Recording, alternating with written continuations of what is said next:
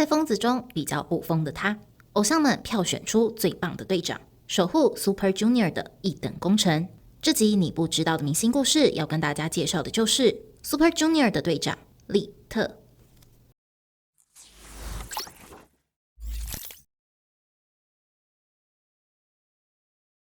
1983年7月1日出生于首尔，本名朴正洙，艺名利特。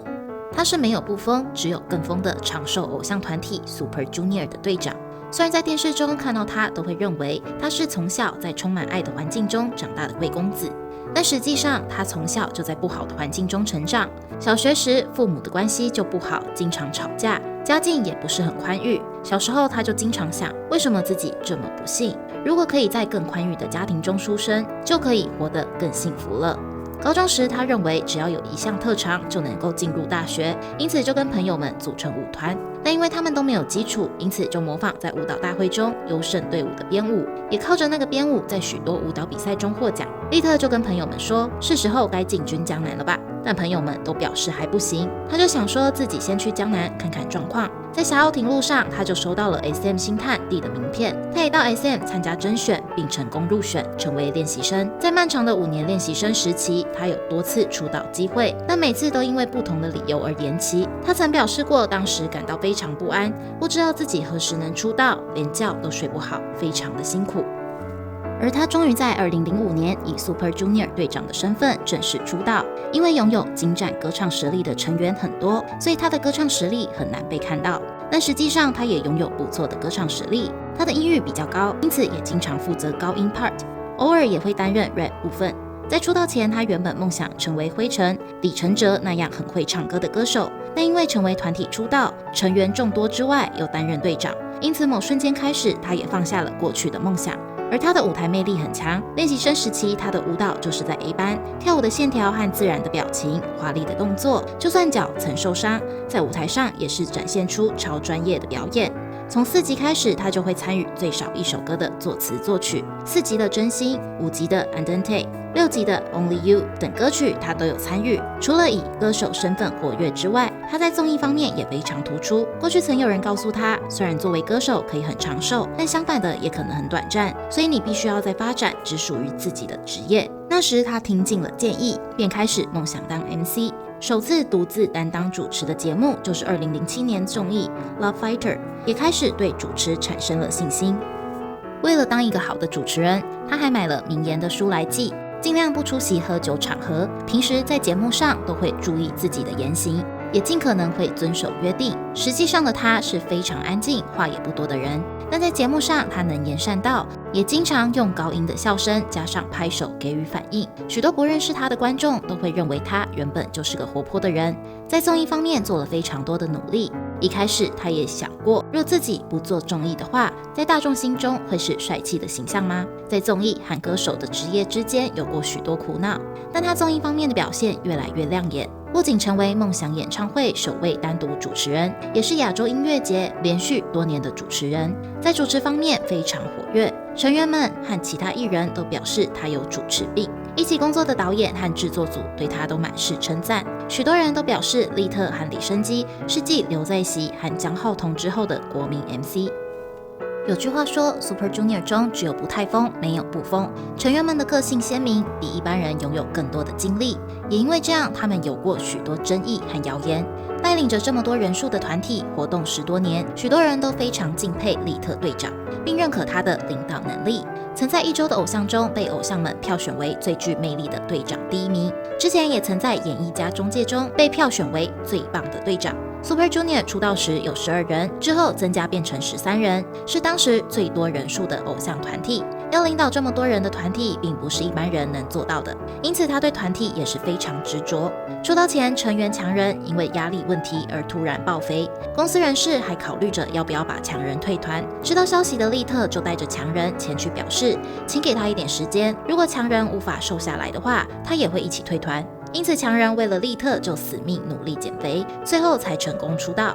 2007年发生车祸意外时，就算自己身受重伤，他也在担心其他成员，并要求先将其他成员送医。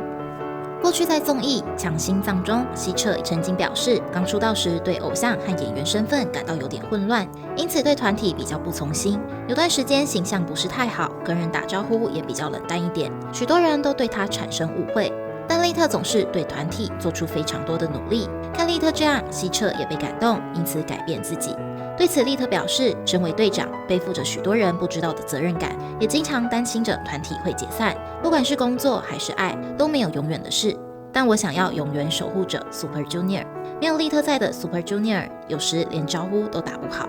成员们都非常依赖并信任且尊敬他，他也非常珍惜粉丝，粉丝们也对他非常的信任。而他也是许多偶像队长的模范。不过，这样照顾成员，总是将自己摆在后面的他，最近在节目中也展现了不同的一面，让人知道过去他的内心也受过很多伤，只是没有在成员们面前表现而已。就算不坚强，也要装作坚强；就算没有领导能力，也要装作有，让成员们和许多粉丝都感到很心疼。2007年结束电台节目后，利特、神童、银赫和圭贤一起乘坐保姆车返回青潭洞宿舍，途中经过首尔奥林匹克大路盘浦大桥上，发生了严重车祸。银赫和神童受到轻伤，利特跟圭贤的伤势比较严重。虽然自己身受重伤，但他还是在担心其他成员，并要求先将圭贤送医。利特在车祸中撞上车窗玻璃，造成脸部有严重创伤。送医后，额头缝了30针，腰部缝了150针，花了3小时才从鬼门关捡回一命。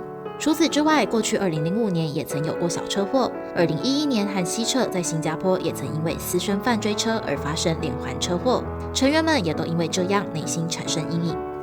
而因为过去那场严重意外，他虽然获得了可以当公役兵的判定，但他还是坚持要以一般兵身份入伍服役，也让他的形象加分。除了利特之外， Super Junior 其他成员也都是堂堂正正服完兵役，因此大众对他们的评价非常正向。在当兵期间，2014年利特的爸爸和祖父母被发现沉尸在家中。原本发布的报道是车祸过世，但之后经过调查，确认了他父亲先害了祖父母后，才在衣柜里自我了结。警方表示，利特爸爸多年来独自抚养失智和行动不便的祖父母，而近年失智症状又加剧，承受不了压力，才造成这样的人伦悲剧。在家中也发现了遗书，爸爸在他入伍当兵前也有写信给他，也因此引起话题。而利特一次痛失3名至亲，还背负了父亲留下的巨额债务。虽然曾经非常忧郁，也曾一度想要走向绝路，但他还是努力服完兵役。而他并没有抛弃继承，退伍后马不停蹄的努力工作还债，最后也还清所有债务，咬紧牙根撑过一切黑暗之后，他也跟学生们分享自己的经历，激励大家。许多粉丝得知详情后，纷纷表示非常心疼，也很感谢他能坚持下来。利特对粉丝也非常好，不管在哪，总是能认出自己的粉丝。演唱会上，只要拿着利特的应援物，有90%机会都能收到他的回应。粉丝感到难过时，他也会上传加油打气的文章，也会努力记住粉丝们。过去担任偶像运动会主持人时，因为粉丝被主办单位和公司遗忘，他还自掏腰包买午晚餐到场给粉丝吃。出道多年，从未将收到的爱视为理所当然，直到现在都保持初心并持续努力。也难怪粉丝们这么信任他，成员们这么依赖他。2020年初还开了 YouTube 频道做直播，跟粉丝们沟通。不过现在变成公司管理，还没有订阅的粉丝赶快去订阅哦。希望他可以不要给自己太大的压力，适时休息放松，未来可以继续带给大家更多好的作品，有朝一日也能成为大家认可的国民 MC。以上就是这集你不知道的明星故事介绍给大家的，让人不得不敬佩的利特。如果有想要认识的明星故事，欢迎留言告诉我们，也不要忘记订阅我们的频道。我们下集见，安妞。